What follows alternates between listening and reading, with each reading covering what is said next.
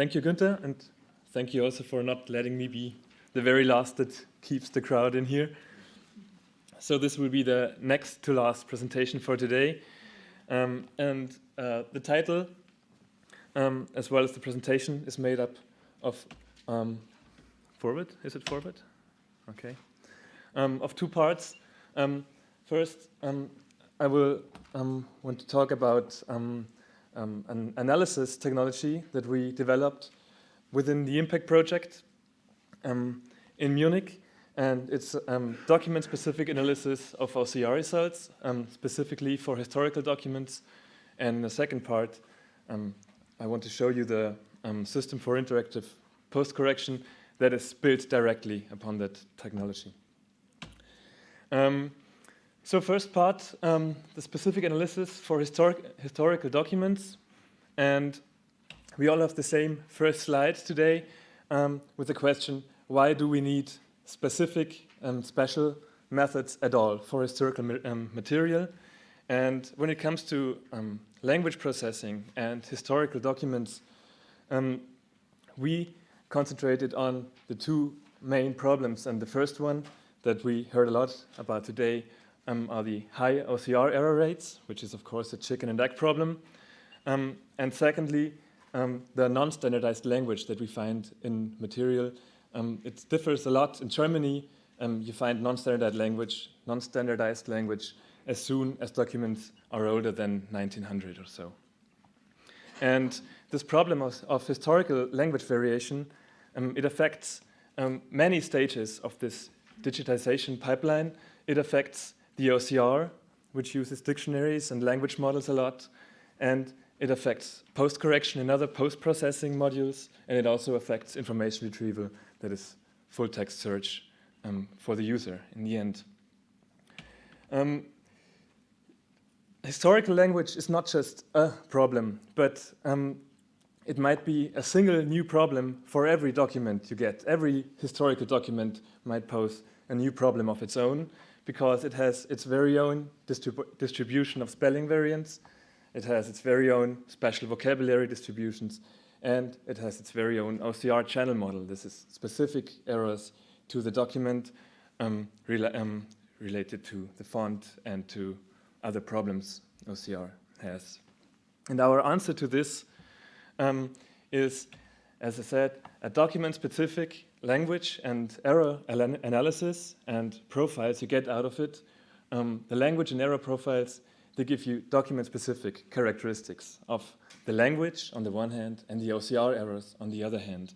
A language profile gives you, for example, shares of foreign languages you find in documents. If you have a main language of the document like English or German, you will always find portions of other languages like often it's Latin or French, and the language profile will tell you so if this applies to your document.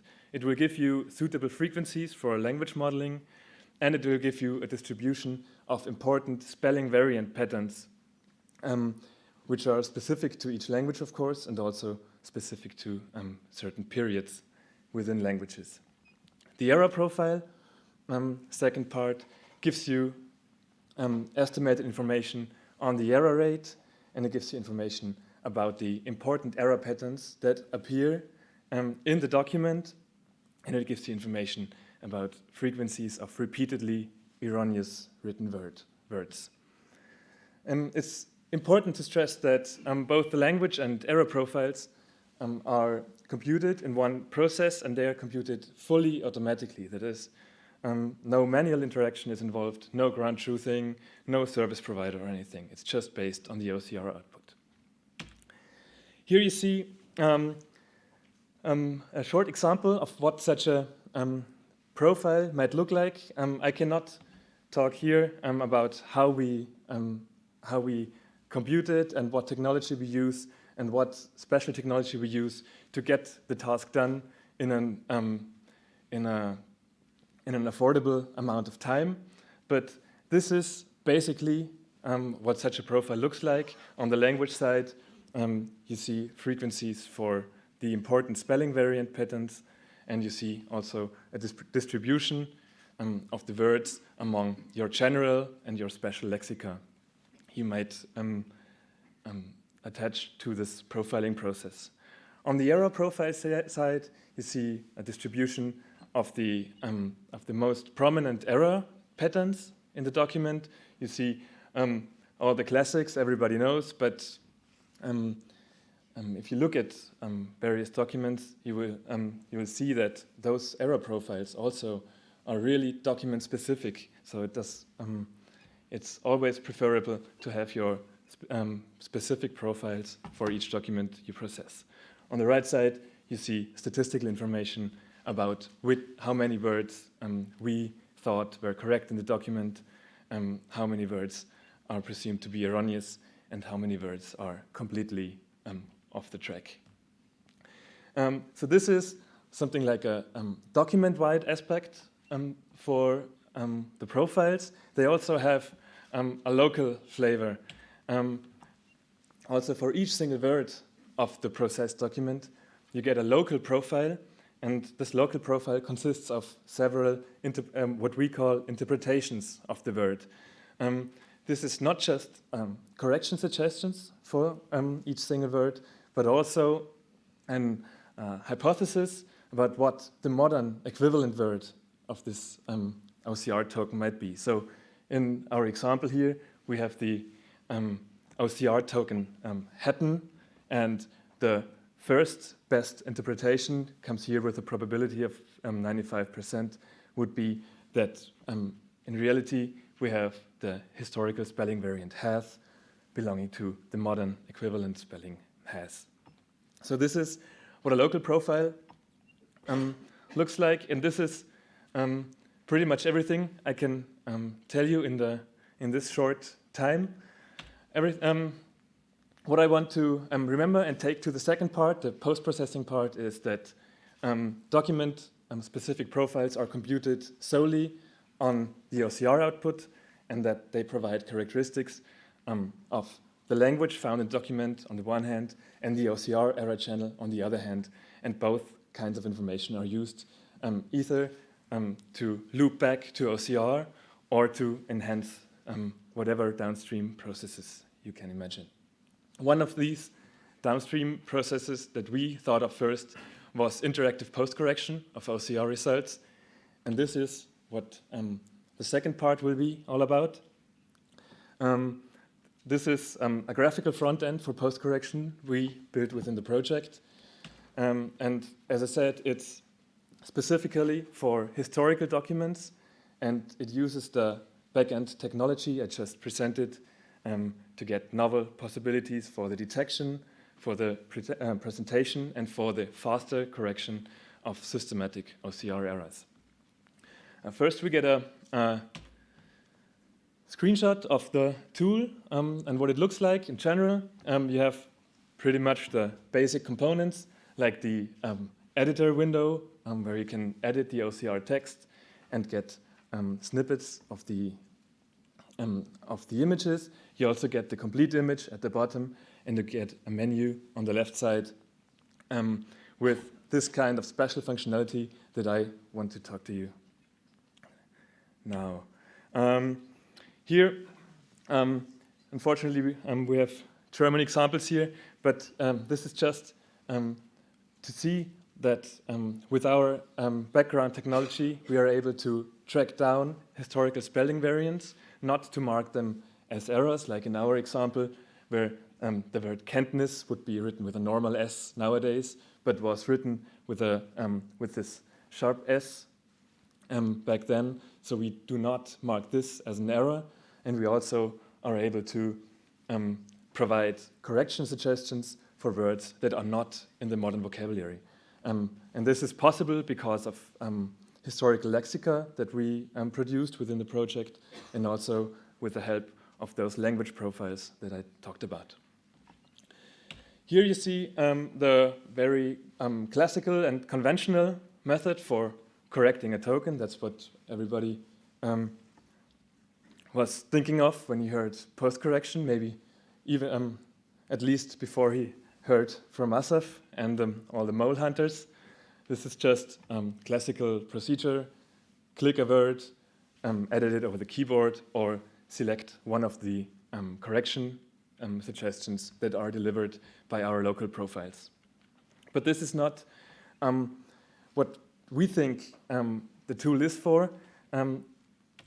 We would rather go away from this idea of post-correcting a document by opening page 1, looking through page 1, correcting like 5 errors, going to page 2, and taking hours and hours until at some place you end up at page 250 and have spent I don't know how much time. We think that it's much more efficient to group the errors in a sensible way and in a systematic way. And responsible for this systematic way are our error profiles, where we can, in a quite trivial way, find out about the most frequent OCR errors, as you see on the right side, where our Schwärmereien are misspelled again and again. And you can switch to a batch mode that allows you just to go through all the Schwärmerzen in the document, have a quick look, select them all, correct them all, and have, like, I don't know, 5 words or 10 words or 15 words done just within a few seconds. This is just the most trivial way to group errors together. Another systematic way would be to ask the global error profile of the document and say, give me all instances of what you think is the most prominent OCR error in this document. For example, here we have a N and U confusion. We have it in the word überdenke, we have it in the word feinste. And for those systematic OCR errors, we are in general able to produce very good correction suggestions.